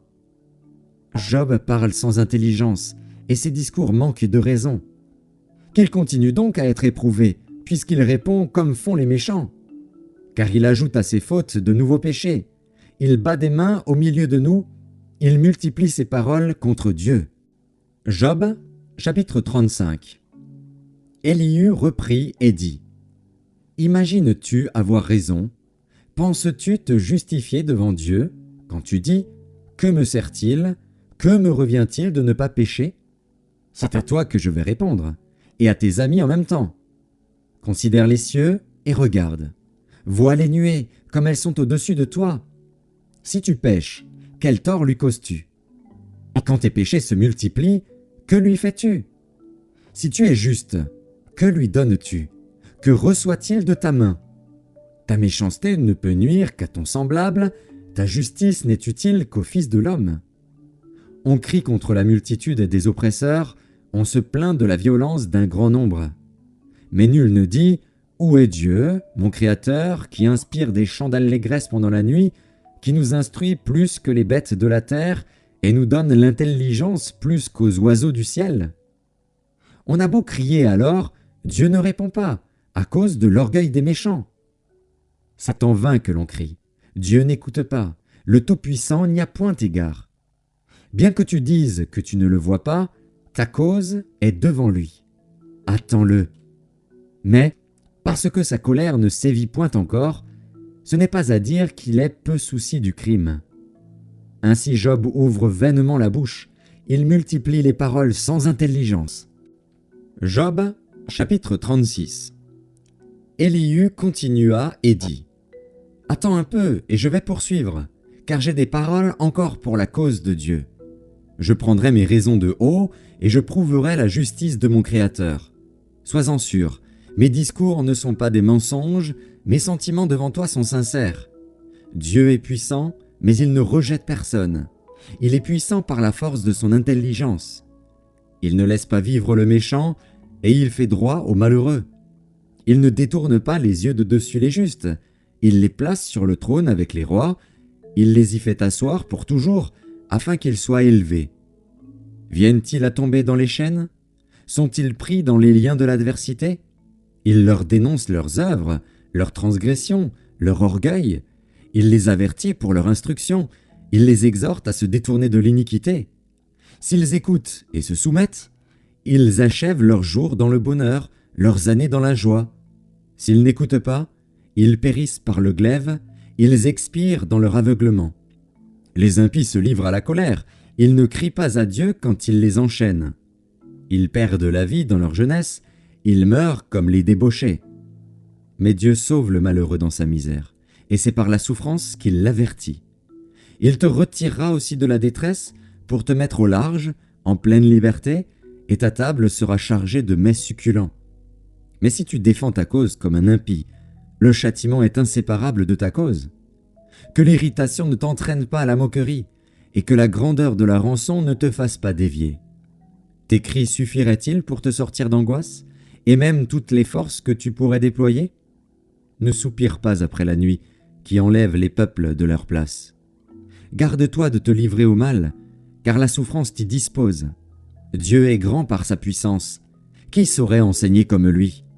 Qui lui prescrit ses voies? Qui ose dire « tu fais mal » Souviens-toi d'exalter ses œuvres, que célèbrent tous les hommes. Tout homme les contemple, chacun les voit de loin. Dieu est grand, mais sa grandeur nous échappe. Le nombre de ses années est impénétrable. Il attire à lui les gouttes d'eau, il les réduit en vapeur et forme la pluie. Les nuages la laissent couler, ils la répandent sur la foule des hommes. Et qui comprendra le déchirement de la nuée, le fracas de sa tente? Voici, il étend autour de lui sa lumière, et il se cache jusque dans les profondeurs de la mer. Par ses moyens, il juge les peuples, et il donne la nourriture avec abondance. Il prend la lumière dans sa main, il la dirige sur ses adversaires. Il s'annonce par un grondement. Les troupeaux pressentent son approche. Job, chapitre 37. Mon cœur est tout tremblant, il bondit hors de sa place. Écoutez, écoutez le frémissement de sa voix, le grondement qui sort de sa bouche. Il le fait rouler dans toute l'étendue des cieux, et son éclair brille jusqu'aux extrémités de la terre. Puis éclate un rugissement. Il tonne de sa voix majestueuse. Il ne retient plus l'éclair, dès que sa voix retentit. Dieu tonne avec sa voix d'une manière merveilleuse. Il fait de grandes choses que nous ne comprenons pas. Il dit à la neige, « Tombe sur la terre ». Il le dit à la pluie, même aux plus fortes pluies. Il met un sceau sur la main de tous les hommes, afin que tous se reconnaissent comme ses créatures. L'animal sauvage se retire dans une caverne et se couche dans sa tanière. L'ouragan vient du midi, et le froid des vents du nord. Par son souffle, Dieu produit la glace. Il réduit l'espace où se répandaient les eaux. Il charge de vapeur les nuages, il les disperse étincelants. Leurs évolutions varient selon ses desseins, pour l'accomplissement de tout ce qu'il leur ordonne sur la face de la terre habitée. C'est comme une verge dont il frappe sa terre, ou comme un signe de son amour, qu'il les fait apparaître. Job, sois attentif à ces choses. Considère encore les merveilles de Dieu. Sais-tu comment Dieu les dirige et fait briller son nuage étincelant? Comprends-tu le balancement des nuées, les merveilles de celui dont la science est parfaite? Sais-tu pourquoi tes vêtements sont chauds quand la terre se repose par le vent du midi? Peux-tu, comme lui, étendre les cieux, aussi solides qu'un miroir de fonte? Fais-nous connaître ce que nous devons lui dire. Nous sommes trop ignorants pour nous adresser à lui. Lui annoncera-t-on que je parlerai? Mais quel est l'homme qui désire sa perte? On ne peut fixer le soleil qui resplendit dans les cieux lorsqu'un vent passe et en ramène la pureté. Le septentrion le rend éclatant comme l'or. Oh, que la majesté de Dieu est redoutable! Nous ne saurions parvenir jusqu'au Tout-Puissant, grand par la force, par la justice, par le droit souverain. Il ne répond pas. C'est pourquoi les hommes doivent le craindre. Il ne porte les regards sur aucun sage. Job, chapitre 38. L'Éternel répondit à Job du milieu de la tempête et dit: Qui est celui qui obscurcit mes desseins par des discours sans intelligence? Saint terrain comme un vaillant homme, je t'interrogerai et tu m'instruiras. Où étais-tu quand je fondais la terre? Dis-le, si tu as de l'intelligence. Qui en a fixé les dimensions? Le sais-tu? Ou qui a étendu sur elle le cordeau? Sur quoi ces bases sont-elles appuyées? Ou qui en a posé la pierre angulaire? Alors que les étoiles du matin éclataient en chants d'allégresse et que tous les fils de Dieu poussaient des cris de joie? Qui a fermé la mer avec des portes, quand elle s'élança du sein maternel? Quand je fis de la nuée son vêtement et de l'obscurité ses langes? Quand je lui imposai ma loi et que je lui mis des barrières et des portes? Quand je dis « Tu viendras jusqu'ici, tu n'iras pas au-delà, ici s'arrêtera l'orgueil de tes flots » ? Depuis que tu existes, as-tu commandé au matin? As-tu montré sa place à l'aurore pour qu'elle saisisse les extrémités de la terre et que les méchants en soient secoués? Pour que la terre se transforme comme l'argile qui reçoit une empreinte et qu'elle soit parée comme d'un vêtement? Pour que les méchants soient privés de leur lumière et que le bras qui se lève soit brisé? As-tu pénétré jusqu'aux sources de la mer? T'es-tu promené dans les profondeurs de l'abîme? Les portes de la mort t'ont-elles été ouvertes? As-tu vu les portes de l'ombre de la mort? As-tu embrassé du regard l'étendue de la terre? Parle, si tu sais toutes ces choses. Où est le chemin qui conduit au séjour de la lumière? Et les ténèbres, où ont-elles leur demeure? Peux-tu les saisir à leurs limites et connaître les sentiers de leur habitation? Tu le sais, car alors tu étais né, et le nombre de tes jours est grand. Es-tu parvenu jusqu'aux amas de neige? As-tu vu les dépôts de grêle que je tiens en réserve pour les temps de détresse, pour les jours de guerre et de bataille?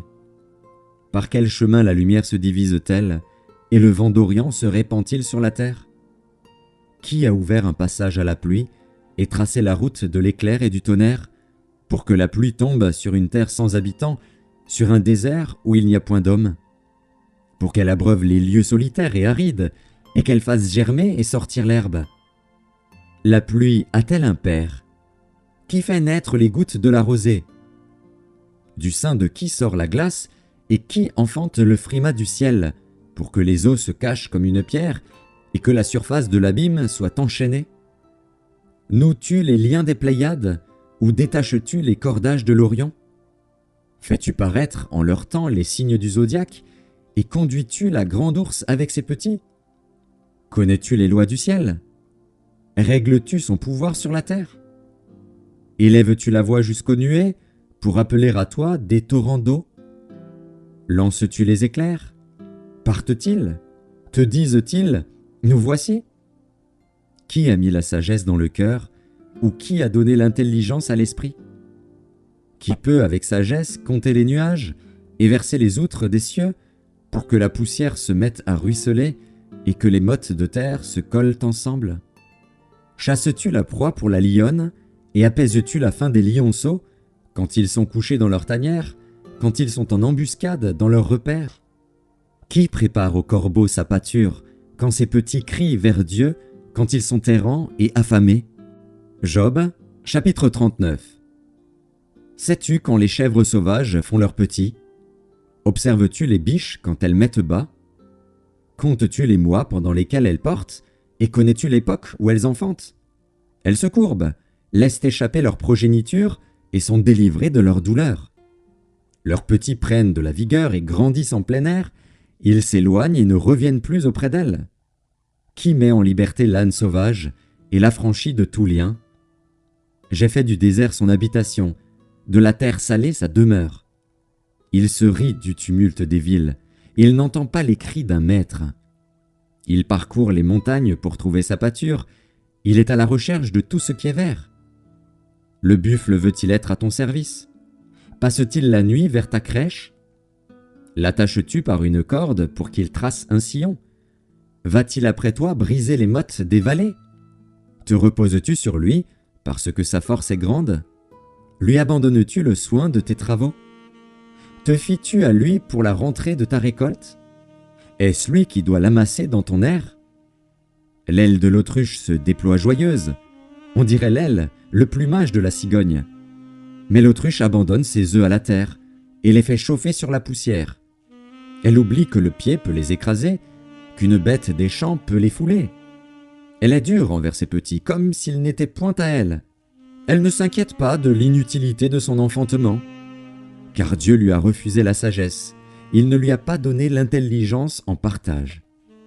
Quand elle se lève et prend sa course, elle se rit du cheval et de son cavalier. Est-ce toi qui donnes la vigueur au cheval et qui revêt son cou d'une crinière flottante? Le fais-tu bondir comme la sauterelle?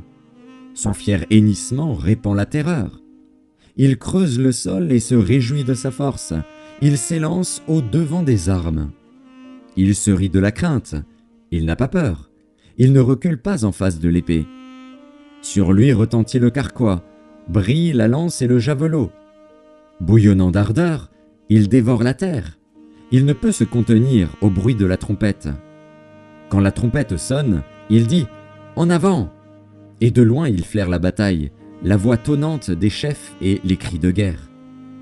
Est-ce par ton intelligence que l'épervier prend son vol et qu'il étend ses ailes vers le midi? Est-ce par ton ordre que l'aigle s'élève et qu'il place son nid sur les hauteurs? C'est dans les rochers qu'il habite, qu'il a sa demeure, sur la cime des rochers, sur le sommet des monts. De là il épie sa proie, il plonge au loin les regards. Ses petits boivent le sang, et là où sont des cadavres, l'aigle se trouve. Job, chapitre 40. L'Éternel, s'adressant à Job, dit: Celui qui dispute contre le Tout-Puissant est-il convaincu? Celui qui conteste avec Dieu a-t-il une réplique à faire?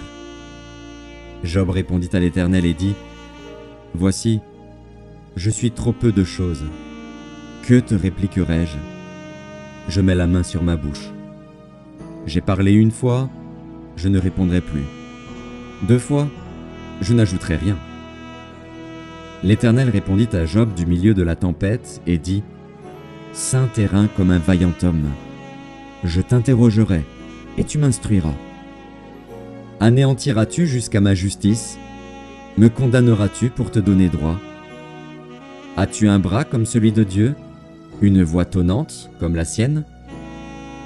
Orne-toi de magnificence et de grandeur, revêt-toi de splendeur et de gloire.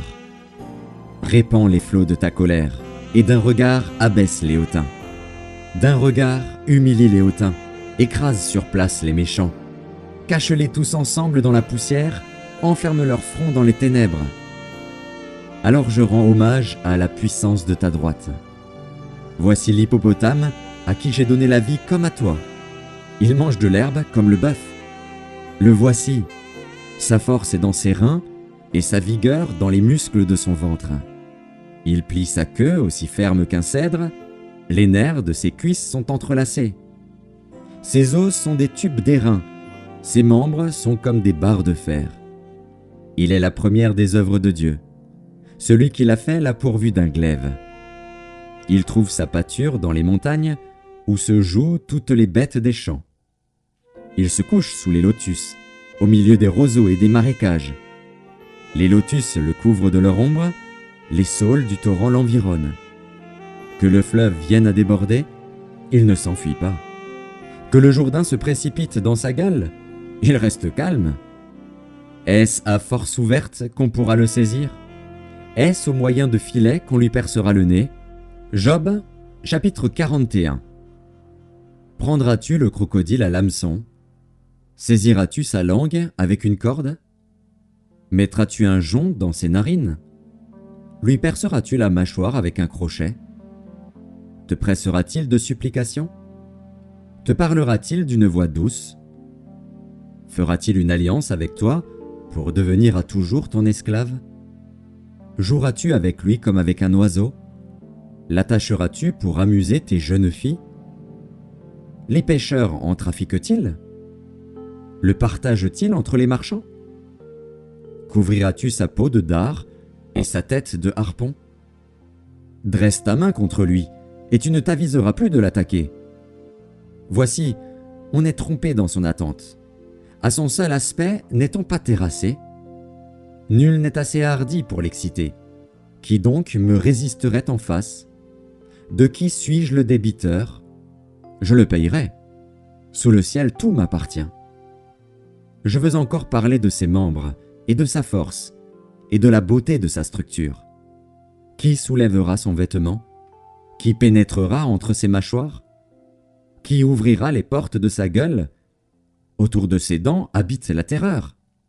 Ses magnifiques et puissants boucliers sont unis ensemble comme par un sceau. Ils se serrent l'un contre l'autre, et l'air ne passerait pas entre eux. Ce sont des frères qui s'embrassent, se saisissent, demeurent inséparables. Ses éternuements font briller la lumière. Ses yeux sont comme les paupières de l'aurore. Des flammes jaillissent de sa bouche, des étincelles de feu s'en échappent. Une fumée sort de ses narines, comme d'un vase qui bout d'une chaudière ardente. Son souffle allume les charbons, sa gueule lance la flamme. La force a son cou pour demeure, et l'effroi bondit au-devant de lui. Ses parties charnues tiennent ensemble, fondues sur lui, inébranlables. Son cœur est dur comme la pierre, dur comme la meule inférieure.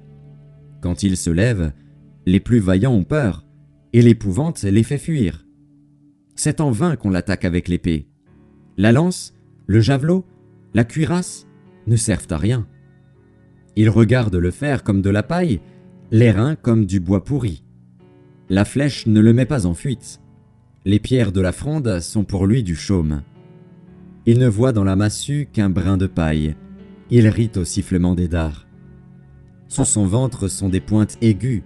On dirait une herse qu'il étend sur le limon. Il fait bouillir le fond de la mer comme une chaudière. Il l'agite comme un vase rempli de parfums. Il laisse après lui un sentier lumineux. L'abîme prend la chevelure d'un vieillard. Sur la terre, nul n'est son maître. Il a été créé pour ne rien craindre. Il regarde avec dédain tout ce qui est élevé. Il est le roi des plus fiers animaux. Job, chapitre 42. Job répondit à l'Éternel et dit : « Je reconnais que tu peux tout, et que rien ne s'oppose à tes pensées. Quel est celui qui a la folie d'obscurcir mes desseins ? Oui, j'ai parlé, sans les comprendre, de merveilles qui me dépassent et que je ne conçois pas. Écoute-moi, et je parlerai. Je t'interrogerai, et tu m'instruiras. Mon oreille avait entendu parler de toi, mais maintenant, mon œil t'a vu. C'est pourquoi je me condamne et je me repens sur la poussière et sur la cendre. » Après que l'Éternel eut adressé ces paroles à Job, il dit à Éliphaz de Théman : « Ma colère est enflammée contre toi et contre tes deux amis, parce que vous n'avez pas parlé de moi avec droiture comme l'a fait mon serviteur Job. Prenez maintenant 7 taureaux et 7 béliers, allez auprès de mon serviteur Job et offrez pour vous un holocauste. Job, mon serviteur, priera pour vous, et c'est par égard pour lui seul que je ne vous traiterai pas selon votre folie, car vous n'avez pas parlé de moi avec droiture, comme l'a fait mon serviteur Job. » Éliphaz de Théman, Bildad de Shuar et Tsophar de Naama allèrent et firent comme l'Éternel leur avait dit. Et l'Éternel eut égard à la prière de Job. L'Éternel rétablit Job dans son premier état, quand Job eut prié pour ses amis, et l'Éternel lui accorda le double de tout ce qu'il avait possédé. Les frères, les sœurs et les anciens amis de Job vinrent tous le visiter, et ils mangèrent avec lui dans sa maison. Ils le plaignirent et le consolèrent de tous les malheurs que l'Éternel avait fait venir sur lui, et chacun lui donna un késita et un anneau d'or. Pendant ces dernières années, Job reçut de l'Éternel plus de bénédictions qu'il n'en avait reçues dans les premières. Il posséda 14 000 brebis, 6 000 chameaux, 1000 paires de bœufs et 1000 ânesses. Il eut 7 fils et 3 filles. Il donna à la première le nom de Jémima, à la seconde celui de Ketsia, et à la troisième celui de Kéren Hapuk. Il n'y avait pas dans tout le pays d'aussi belles femmes que les filles de Job. Leur père leur accorda une part d'héritage parmi leurs frères. Job vécut après cela 140 ans, et il vit ses fils et les fils de ses fils jusqu'à la 4e génération. Et Job mourut, âgé et rassasié de jours.